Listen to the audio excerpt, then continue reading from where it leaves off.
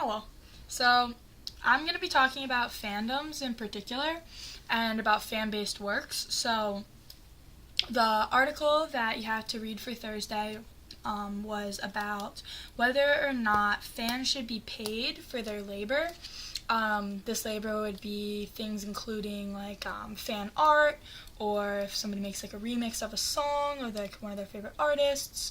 It could also be fan fiction, like stories written, like canon, like additions to work like by an author or writer already. Um, so Fisk talked about how an opposing media allows the viewer to feel empowered. So I think that a lot of times with fan-based work, the reason that they do it is because it helps them to feel empowered, because they get to create their own version of the thing that they like, the show that they watch, they get to have their own spin on things.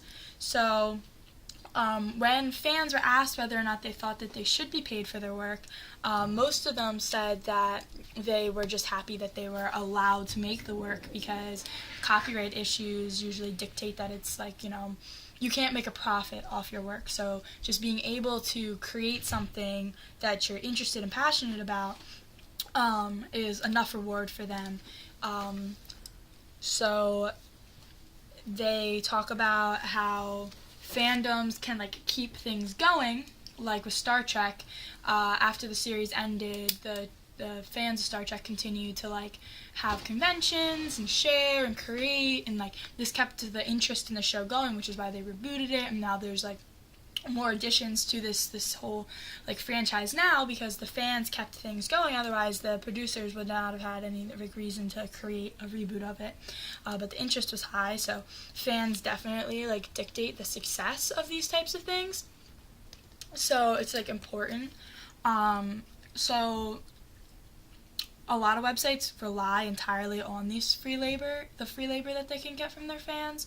So if they don't have that free labor, because it like costs money to have like the bandwidths and it costs money to have the website, then they won't be able to like even have the website. Like some websites have to ask for donations, but if there's advertisements and stuff, they can like make some sort of profit, but they still require their fans to be doing the work for them.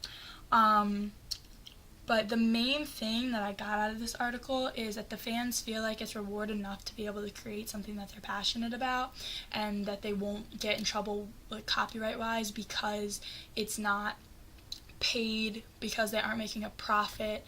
Then that company can't, or that show or whatever, can't be upset about it. Like I know personally, like because I'm an artist, I've gotten not like in trouble, but I've been unable to sell certain things because they have been fan-based art.